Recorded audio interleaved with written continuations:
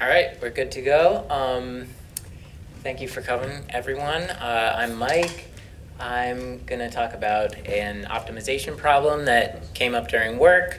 Very happy to be here. Thank you to the organizers. Excited to do more of this in the future. Yeah, it's funny because I just didn't know about a lot of the tech jam, etc. So excited to see some of that local stuff going on. So before we get started, a little bit about me. I come from academia. I have a background in pure math problems with some computation, computational aspects. I was sort of doing postdoc hopping before we decided to settle down in the Upper Valley area, where I was working for a government agency down in Hanover, New Hampshire. And then my current role is I work for a company based in Burlington called Faraday, doing a variety of things, but mostly sort of modeling infrastructure and API stuff. So on the left, we have the data wrangling and the toddler wrangling. So to say what we're gonna do today, again, this is a problem that came up from work where we had a client that was asking for a specific solution to this problem. So I'm gonna talk about sort of a simplified version of that, as well as a little bit of background. I am not an expert in combinatorial optimization, but it's been fun to learn some of the theory involved and some of the tools, more concretely, some of the tools used to solve these problems. So after we talk about the example, we'll look at how to actually implement it with this very nice Python library from Google called OR Tools. Probably people are familiar with it. We have a 1-minute screen saver for security reasons. So that's great. And then I'll wrap up. So for this talk, I put together a little repository with the code examples. If you have, there's just a couple scripts in there. I think I was hoping for more. I had like a test directory in there, but I was like, no tests are being executed here. It runs on PDM. It uses PDM for the dependency. If you have that installed, you should be able to run with that. If not, it's really just this OR tools library that you need. And since there was a little bit of talk yesterday about open source projects, I just wanted to mention there's a few. These are some of the publicly available pieces of software that Faraday uses. The two on the top, DB Crossbar and Cage, are sort of more mature. DB Crossbar is for moving data between databases and like data warehouses, and Cage is a container to organize Docker Compose, basically. And then I wanted to include another one here called Joinery, which is more of a recent experimental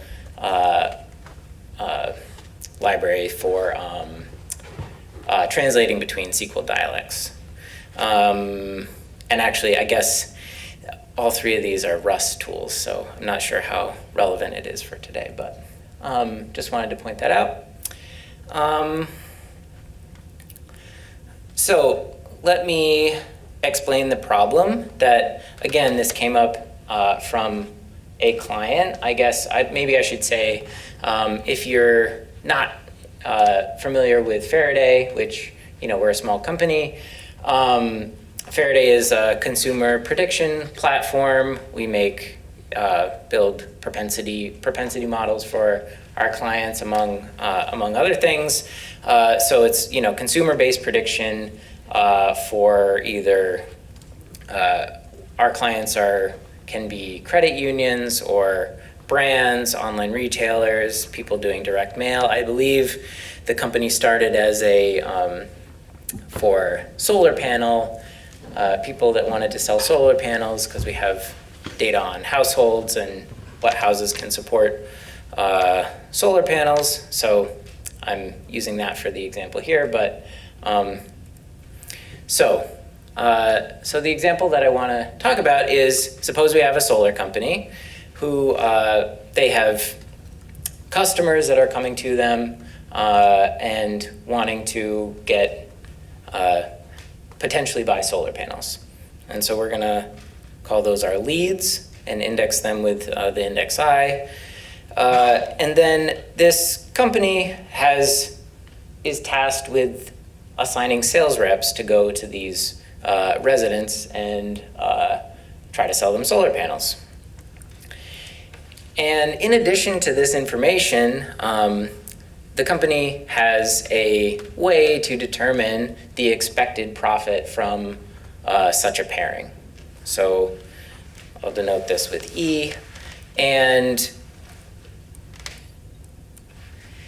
what's the objective? Well, the objective is to actually send people to these houses and in such a way that we're maximizing like the global sum of expected values. And the constraints that I'm imposing on this are that every lead has to get assigned to exactly one sales rep. You're not gaining any profit from sending two sales reps to the same lead. And this is sort of the simplification. Every rep visits at most one lead per day. So we're just making this kind of a simplified version to sort of explain this optimization problem that we're trying to solve. So please stop me along the way. This is really meant to be a concrete presentation where we're, try to explain everything. Try to explain most things. So if there's any questions about the setup, please. Yeah, question. To clarify, yep. In this case, for specific representative, there is a specific loss objective function. It's encoded with this with the EIJs. So you get for every pair of lead and rep, we're assuming as sort of a black box that we have a function that'll produce these EIJs. So I'm sort of separating out, the prediction part and just talking about the optimization part because, because it's just a little more concrete, I guess, or I just want to focus on the optimization problem and not on how we're getting the EIJs. Any other questions? Okay, so here's the setup. I think we've basically introduced all of this. I guess I'm indexing at 0. Capital L is the number of leads. Capital R is the number of reps. So I'm allowing for those to be different. I guess to satisfy this problem, you need at least R to be bigger than or equal to L. And we talked about the expected profits. And then this X is the so-called decision variables are going to be binary. So Xij is 1 if there's an assignment and 0 if there's not an assignment. And, as I wrote in words earlier, the objective is to maximize this sum. Choose our goal as the client that came to me with this problem and me as the person trying to solve this problem is to have a mechanism to figure out the xij's, zeros or ones, to maximize this sum, subject to the following constraints. One is that if you fix a lead and you sum over the xij's, then that has to equal 1. And right, that's just saying that every lead gets assigned exactly 1 rep, and that if you fix the reps, that we leave open the possibility that a rep does not get assigned to any lead, but it can't get assigned to more than 1. Okay, so and if you haven't seen, most people are probably familiar with these sort of optimization problems, but they follow this kind of setup where you have an objective function that you're trying to minimize or maximize, and you have constraints that you need to satisfy. Okay, any questions? So let's look at an example of this. So you can basically, in this simplified version, you can you can tell someone the problem by specifying this matrix of expected profits. So this is a number of leads by number of reps size matrix, and these are just kind of random numbers here to give an illustrative example. And so here's the objective function written out and written with these parameters put in. Okay, so this is the function. This is the function that we're trying to maximize. And again, we're trying to put zeros and ones in for these x values to make this as big as possible.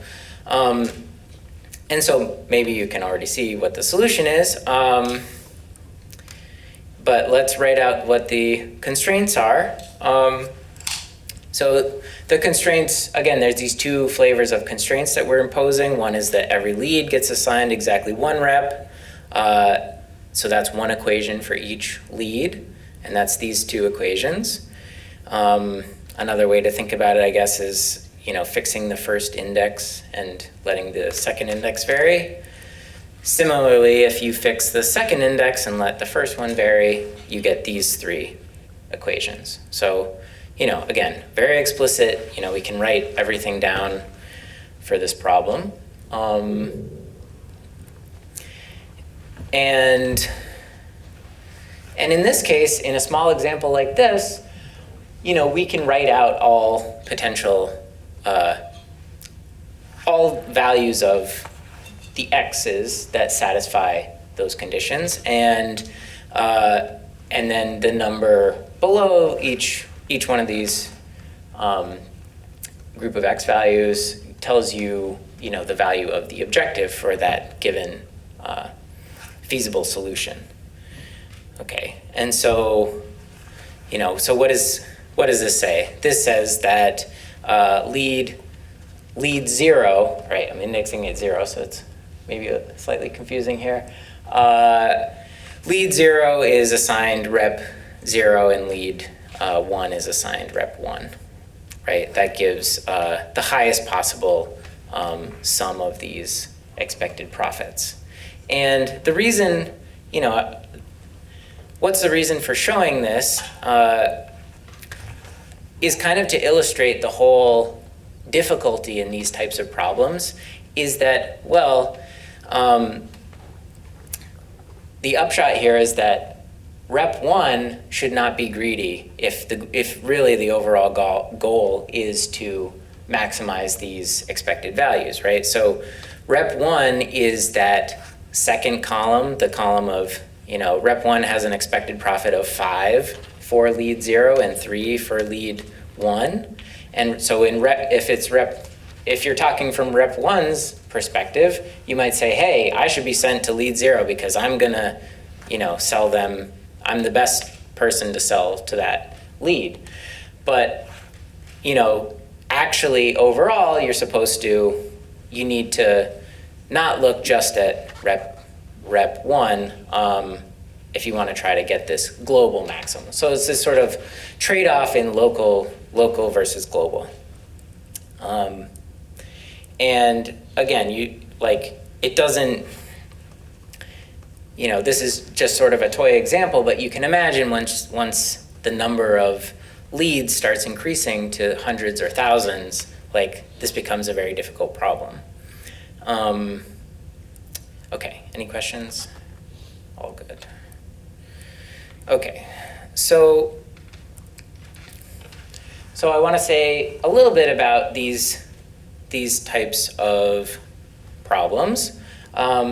So this area of combinatorial optimization lends itself to sort of difficult problems in general, where you just have, if you imagine there are even 100 leads and 100 reps, if you try to solve this problem by a brute force approach, there's just many possibilities, right? In that case, it's the number of invertible 100 by 100 matrices with zeros and ones as, it's just an incredibly hard brute force problem.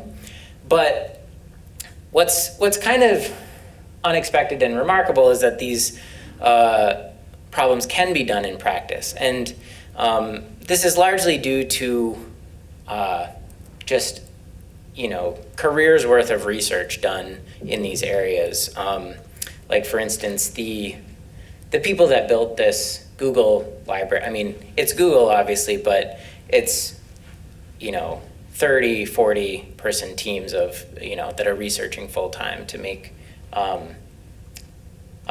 packages like these. So it's a huge, theoretical endeavor. And I guess I just wanted to mention this flavor of problem that we're tackling is one way of describing it is in terms of an integer linear program. And so these types of problems are optimization problems. They have objectives and constraints, but they are linear in nature. So the objective is linear in the decision variables, similarly for the constraints. So, linear combinations of, in terms of the decision variables and the parameters that, in this case, the expected profits.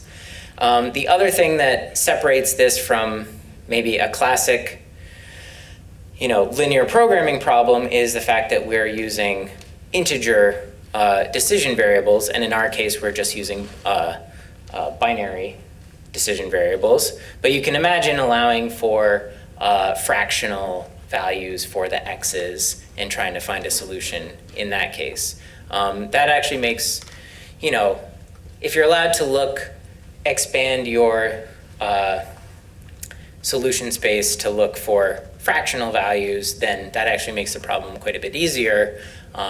There's methods to, but doesn't make sense in our case, because what would it mean to say that we send half of rep 1 and half of rep 2 to lead 1? It wouldn't make any sense. But okay, so we're in this integer linear programming situation, and then as I was sort of trying to tackle this problem, I came across this area of constraint programming where I think historically, linear programs, integer linear programs, were solved in, there's these, like I said, there's these big research communities based around these. There's proprietary solvers that were, sort of still are state of the art, whereas we're using this open source library. But there was this, a few years back, this sort of paradigm shift of looking at, instead of just looking at objective functions and trying to improve on objective functions, turning it over and looking at the feasible solutions and trying to do manipulations to the feasible solutions to whittle down the solution space that way. So that's what I mean by this sort of constraint programming. And as we'll see, like the solvers that we're going to look at are based on this type of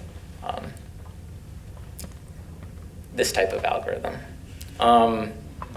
Okay, so that was just kind of a little bit of that background. Okay, so here's another example, and this is the example we'll walk through in the code.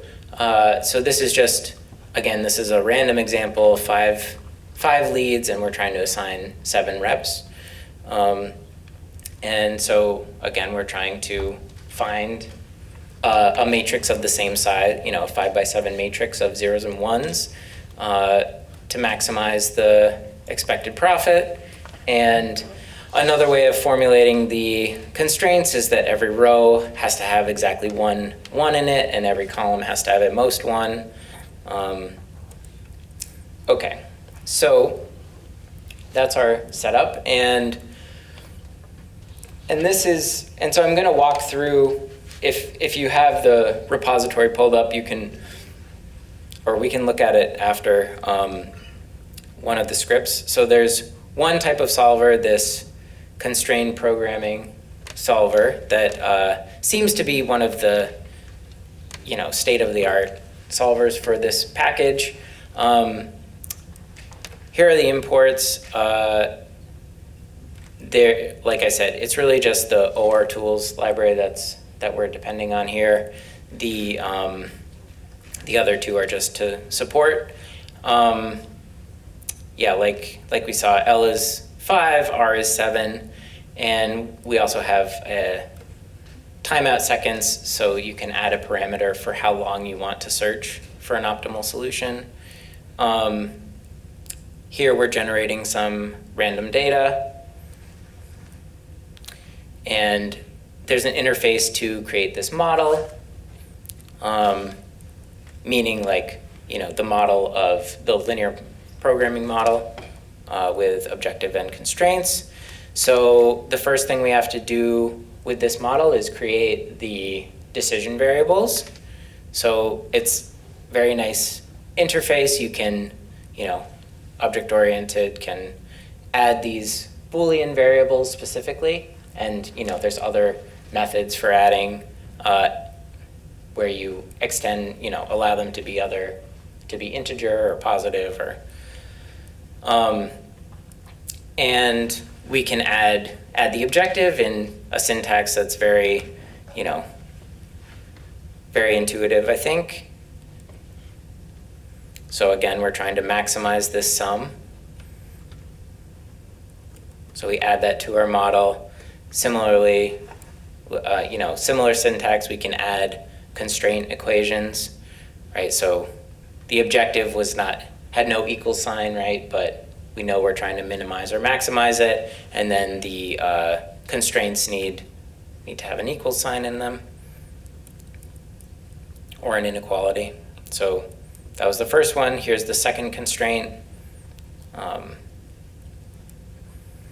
And then once we have our model initialized in this way, solving it is, what do? We set this parameter of how long we should look for an optimal solution, and then there's just this solve method.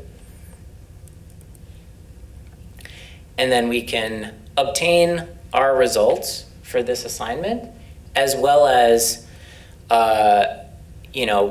we have this status that was returned by the solver to tell what type of solution we have. So that, these constraint programming solvers, they basically work, as far as my understanding, by enumerating all solutions. So they know that it's optimal because they've cut down the space to figure out all possible solutions. Or it could be the case that you just have a solution that we don't know is optimal. And that's it. So that's an example, one example of how to solve this type of problem. There's a couple links, one to the script, one to the, the documentation for this. And then I know we're running short on time here, but there's another interface that I wanted to mention as part of this. It's this PyWrap LP. I guess that's linear programming, where you can hook into a whole set of different types of solvers, because some might be, this CP-SAT seems to be quite general purpose, but there might be, you might look into your problem and figure out something's a little bit better. So I just wanted to diff these two. They're basically the same syntax, except slightly different here. Notice we can, so here's a diff of the model. Here's the decision variables are just a slightly different method. And the solver has some different syntax as well. But, and then how to extract your results. Again, it's very, very similar. And here's a couple links to how to hook into that. And so, right. And then I wanted to include the two, if you run these scripts, these are the two types of solutions. This is just what I was printing as the solutions. Notice that the two methods give you different solutions, but they have the same value of the objective function. Okay, so I'll wrap it up now and maybe take a question. The whole point of this is that this was a real world problem where, providing the prediction was not good enough to the client, and it was really, even though this is something they, could have done, solving an optimization problem made this be something was the difference between making this something useful to the client and being completely useless to them. It's really nice to be able to find, to be able to find optimal solutions, that are exact in this world of, building models, and it's just nice to carve out a nice sort of math problem out of this.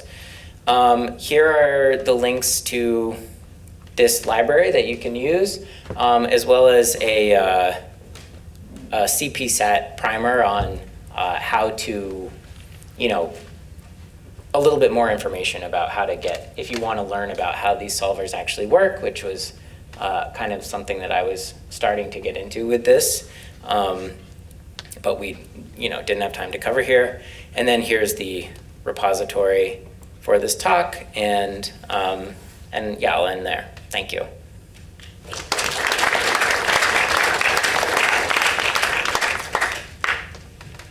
One question.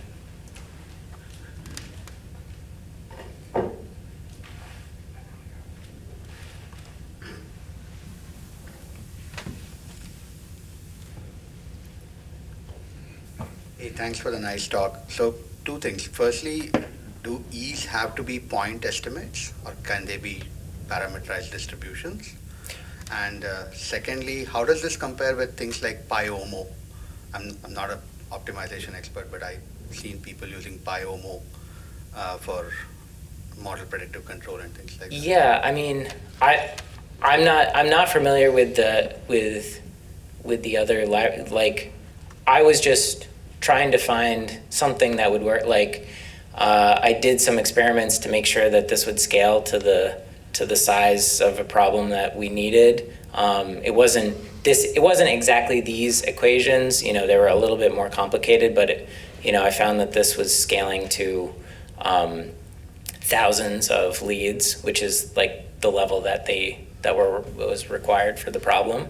And then point estimate, like, yeah, it could be coming from a distribution or like, but again, I was just simplifying the problem to assuming those profits as a black box. Yeah. Thank you. Thanks.